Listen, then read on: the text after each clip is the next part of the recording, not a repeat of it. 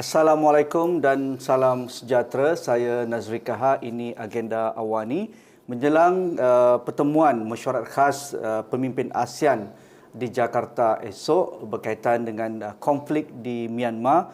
Kita akan melihat adakah ASEAN akan melakukan tindakan yang berbeza dengan sebelum ini, kerana kita tahu dengan ASEAN Way ataupun ASEAN Charter, ia menyebabkan ASEAN selama ini sejak 1967 tidak berani melakukan tindakan mengambil tahu apa yang berlaku di dalam negara rakan-rakan mereka dalam ASEAN. Tetapi kita sedia maklum apa yang berlaku sejak Februari 2021 di Myanmar. Inilah junta, inilah yang menyebabkan ratusan sudah pun terkorban, ribuan sudah menjadi tahanan dan ratusan ribu sudah lari dari kediaman masing-masing. Negara-negara jiran juga menjadi tempias akibat jumlah pelarian yang sedia ada sebelum ini sudah bertambah dengan mendadak akibat junta mengambil alih pentadbiran di Napintau. Jadi melihat isu ini, saya bersama dengan tidak asing lagi yang berbahagia Tan Sri Syed Amir Albar, mantan Menteri Luar kita dan juga mantan Duta Khas OIC ke Myanmar berkaitan dengan krisis Rohingya. Mungkin sebagai permulaan, Tan Sri, selepas beberapa bulan ini kita lihat tindakan ASEAN amat berhati-hati. Hanya satu dua pemimpin tertinggi ASEAN termasuk negara kita yang membuat kenyataan mengecam pentadbiran junta dan juga ingin melihat apa yang berlaku sekarang dihentikan segera, iaitu keganasan ke atas orang awam. Tetapi adakah dengan pertemuan di Jakarta esok ini akan Tan Sri rasa objektif ataupun optimis ataupun bagaimana? Okey, terima kasih di atas jemputan untuk saya bersama Nazri, Nazri ya. Pada petang ini. Saya punya pandangan macam ni. Sebelum saya apa-apa, biar saya beri sedikit latar belakang berkenaan ASEAN ni punya cara, prinsip, dia punya sistem nilai, norma ASEAN. Kita tengok ASEAN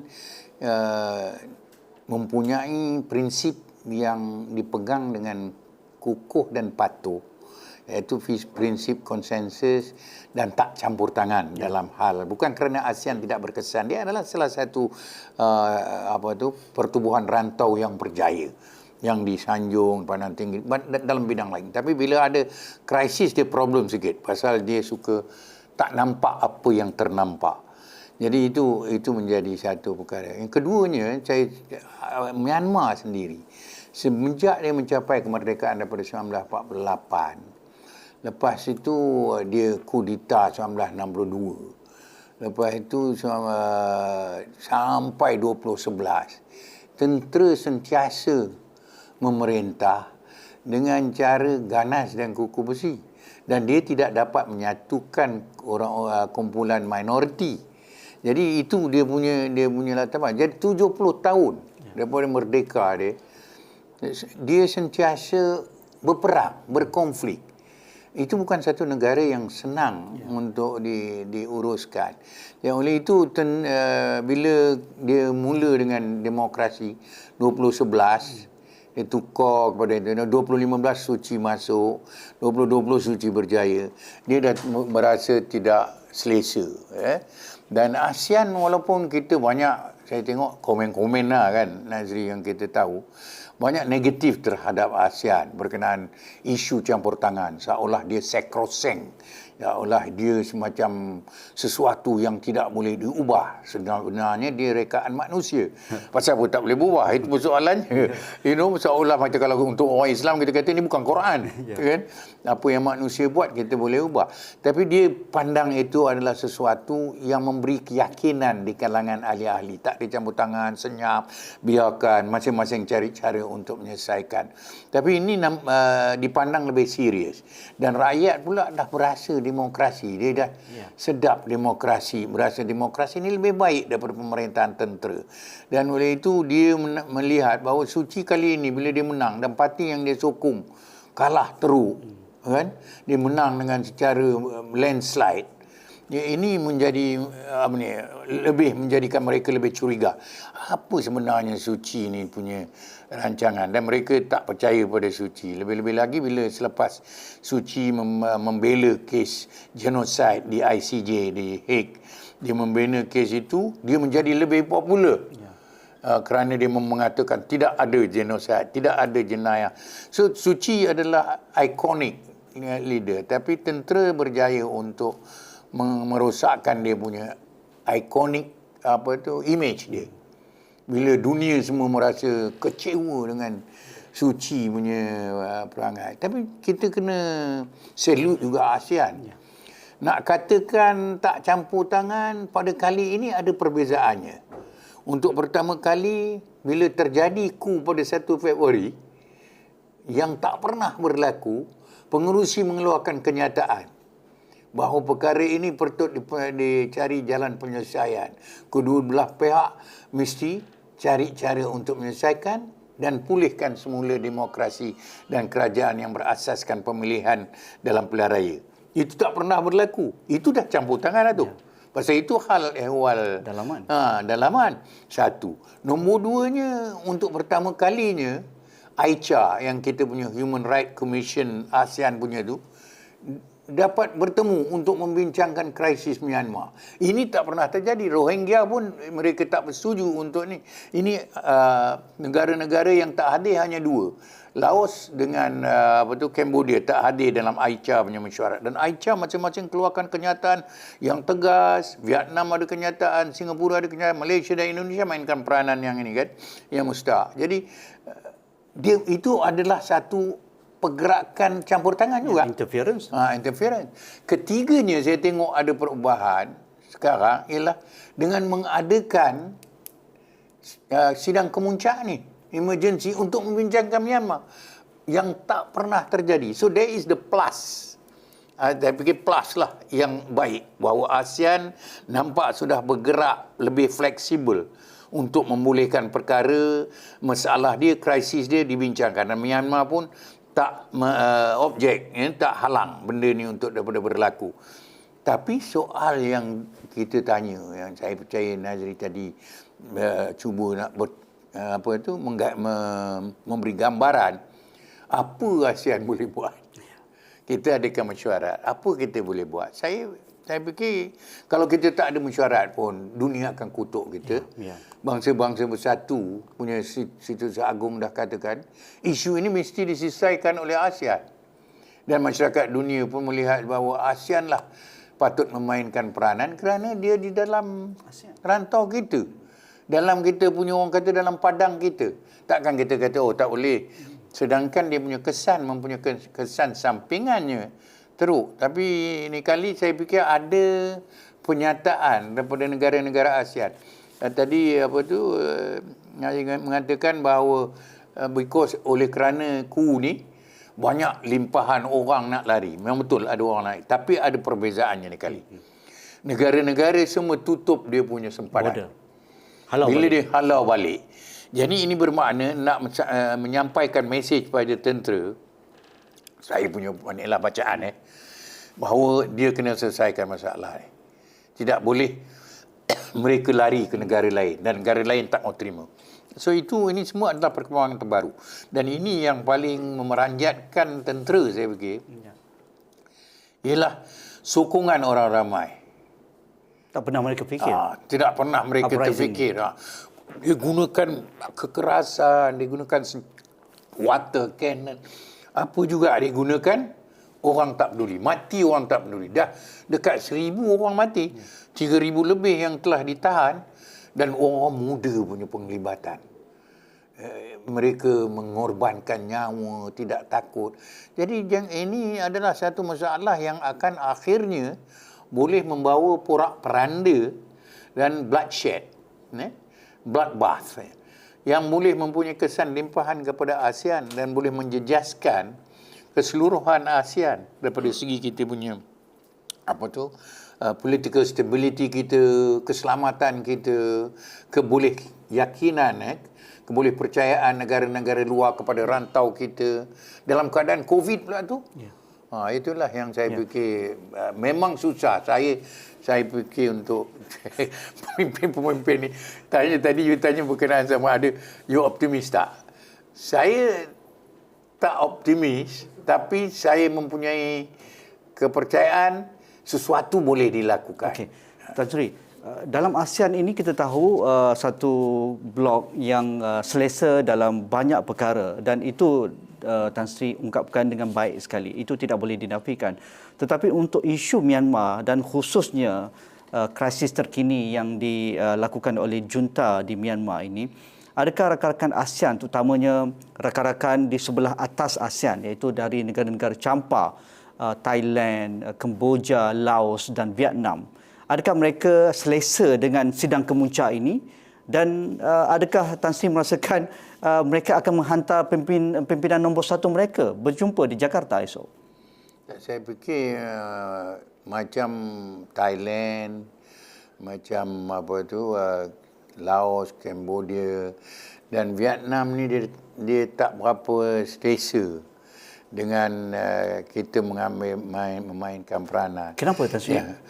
Macam ni konsepnya lah. Daripada konsep, bila kita ajak Malaysia yang menggalakkan Myanmar masuk ke ASEAN, Myanmar berasa selesa nak masuk, pasal kita ada prinsip tak campur tangan.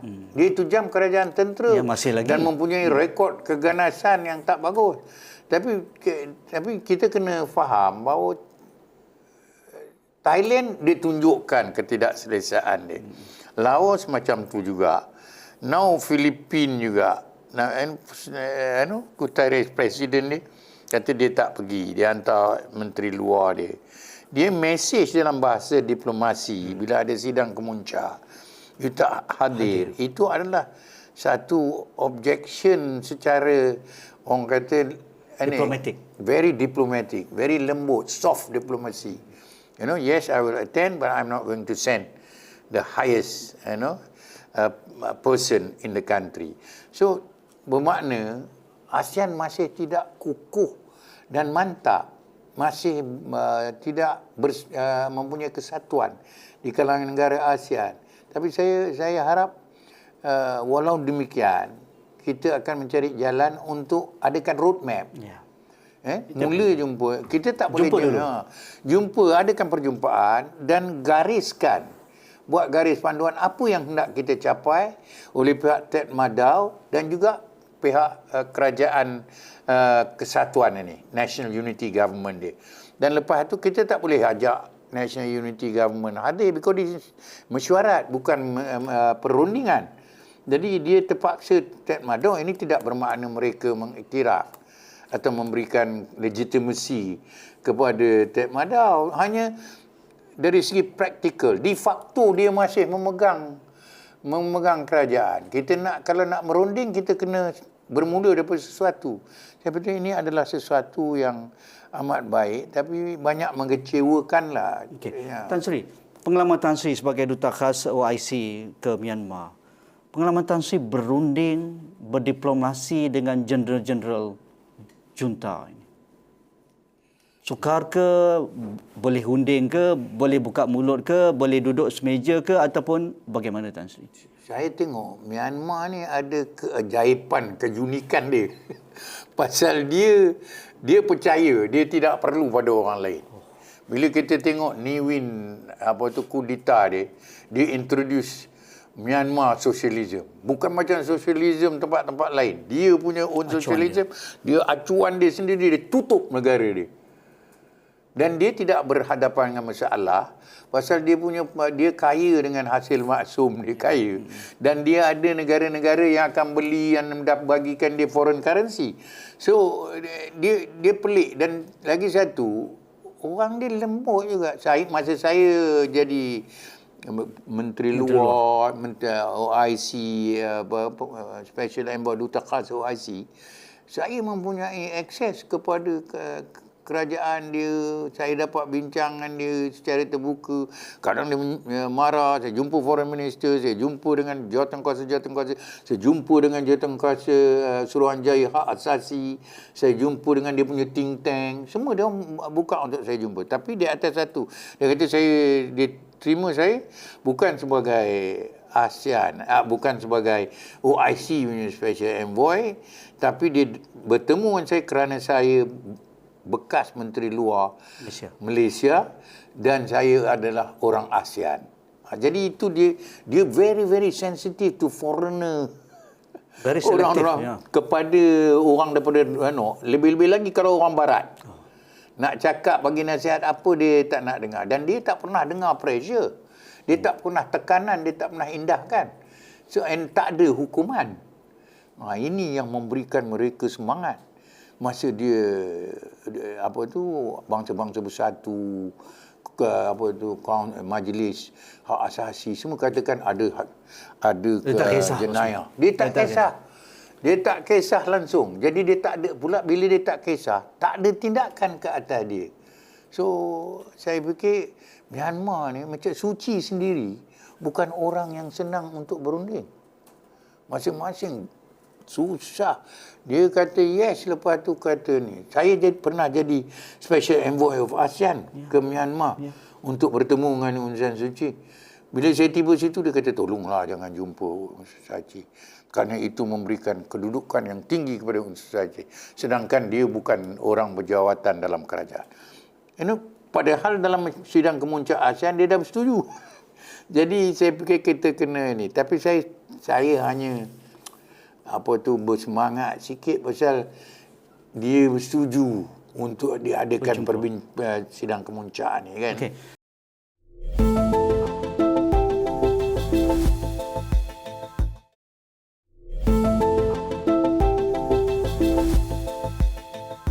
Tatmadaw pernah membuka Myanmar dengan pengalaman lalu, pengalaman Tan Sri sebagai Menteri Luar dan juga Duta Khas.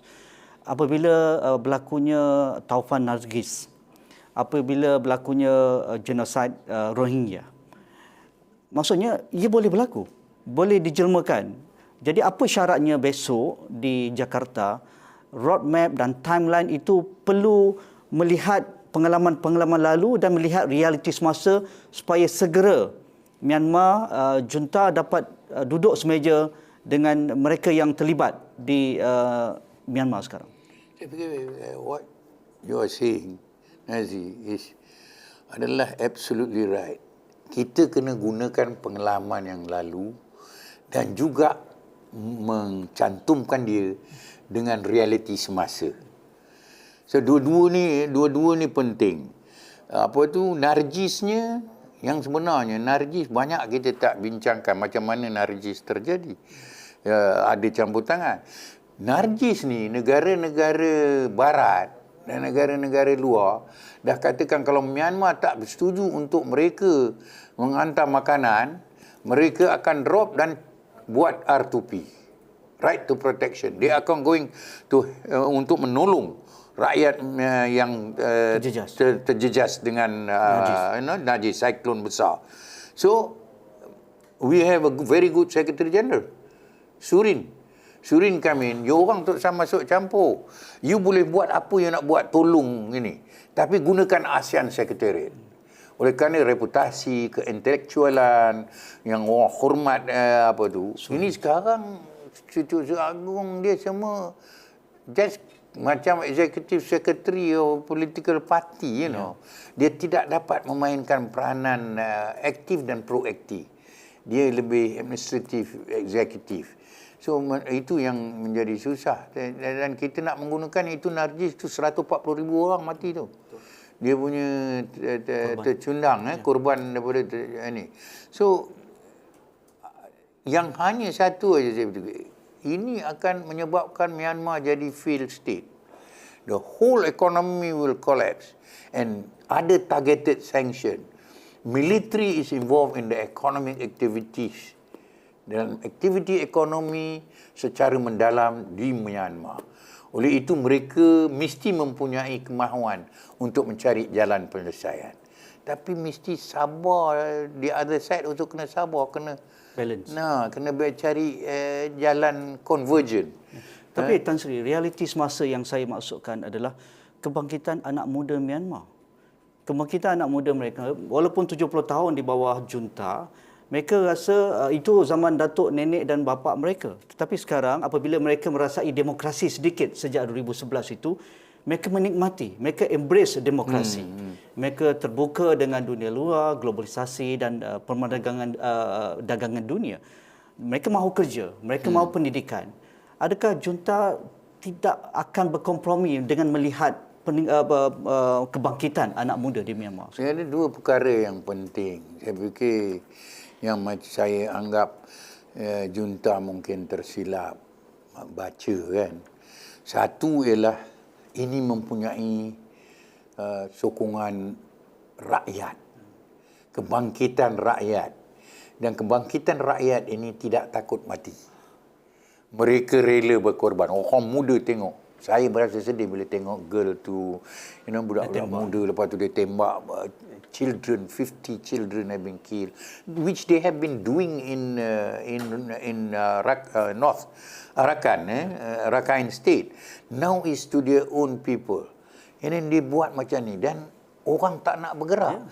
Dia akan mati, bank tutup, commercial business tutup. And teachers tak nak, lawyers tak nak, judges tak nak. So it's a different scenario. That is the reality today. Ada paradigma baru yang dia perlu membuat anjakan untuk accept that reality. Tapi jangan kita pula dalam mencari penyelesaian menutup untuk dia terlibat. Kalau kita menutup dia terlibat, Dia tarik handbrake. dia akan seterusnya dia kena ada sama, tapi kena dia kata dia nak mula setahun, now dah 2 tahun. ASEAN mesti ada special envoy, lantik special envoy, orang yang dipercayai oleh kedua-dua belah pihak, dan adakan roadmap dengan segala untuk memperincikan bagaimana benda ni nak buat sekarang. There must be a pause, humanitarian punya itu. Mesti ada ASEAN humanitarian team untuk tolong orang. Tak ada makan, tak ada ini semua. Tak boleh bergerak. Pasal kesihatan, COVID punya itu semua. Ini semua. Dan benarkan UNHCR untuk masuk. International NGO, humanitarian NGO. Benarkan mereka melalui masuk. ASEAN. Melalui ASEAN. ASEAN Secretariat jadi the coordinating body. Jadi macam kita buat kat inilah, ASEAN buat macam Nargis. Kita tak nak negara barat terlibat, kita tak nak P5 terlibat, kita ini. Dan saya fikir China mesti mainkan peranan yang penting. Dan US dia dah targeted sanction. China kena bantu. Dan India juga, di mana mereka ada pengaruh, mereka kena bantu untuk mengatakan ini jalan terbaik. Kita tidak boleh bawa R2P. Pasal Russia dengan China akan ini. Russia juga adalah salah satu partner Sekutu. Yang paling kuat. Dia jual bukan saja senjata, tapi dia juga melatih dalam 5,000 sampai 6,000 jurutera, bidang-bidang sains anak-anak Myanmar. Jadi dia punya pengaruh pun kuat. Ini kita kena ketepikanlah kepentingan nasional negara masing-masing, politik, tapi tengok soal kemanusiaan. Diplomatic engagement, ini bahasa diplomatik Tan Sri biasa. Dalam era 2021, ia mungkin satu era yang berbeza, Tan Sri. Walaupun ASEAN itu dihormati, tetapi ASEAN juga ada ASEAN Plus, rakan-rakan ASEAN Plus, dan termasuk rakan sekutu mereka seperti China, Rusia dan India. Adakah ini juga perlu diberi ruang untuk ASEAN engage dengan menteri luar China, menteri luar India, menteri luar Rusia? Saya fikir ini dah berlaku. Macam China, dia panggil menteri-menteri luar. Walaupun mereka menggunakan menteri negara-negara ASEAN tertentu untuk berbincang. Nah, ini tujuan ialah, dan mereka bagi signal yang jelas bahawa mereka nak ASEAN mencari jalan penyelesaian. Jadi Amerika pun mainkan peranan macam tu, mengatakan ini ASEAN. Bangsa-bangsa bersatu pun macam tu. Dan Russia pun bila dia attend tu, dia very cautious. Dia attend Hari Tentera 27 Mac. Dia hantar dia punya timbalan menteri. Jadi kita perlu strategik, dia mesti ada. Dia mesti ada very creative. Dia ada dua diplomasi. Ini sekarang is quiet diplomacy. Quiet diplomasi, diplomasi yang senyap, buat kerja ada jalan, tak usah seek publicity, bertemu berasingan dulu, kedua-dua belah pihak kan. dan macam mana nak cari jalan yang boleh membuat mereka duduk bersama untuk berbincang. Apakah isu yang mereka boleh berbincang. At the same time, military kena stop dia punya kekerasan. Menggunakan kekerasan ke atas orang ramai yang tak bersenjata, yang tak ini. Kalau tidak, tak boleh. Because dia dah mula menular kepada provinsi-provinsi lain. Mandalay lah, inilah. So, saya fikir sini. Akhir sekali Tan Sri, adakah Tan Sri lihat di kalangan anggota ASEAN pemimpin yang boleh dijadikan sebagai envoy, special envoy dalam komiti khas ini? Saya fikir Indonesia mempunyai hubungan istimewa dengan Myanmar. Myanmar cukup percaya dengan Indonesia dan Indonesia banyak membantu Myanmar di dalam menyusun struktur perubahan daripada negara militeri kepada negara demokrasi.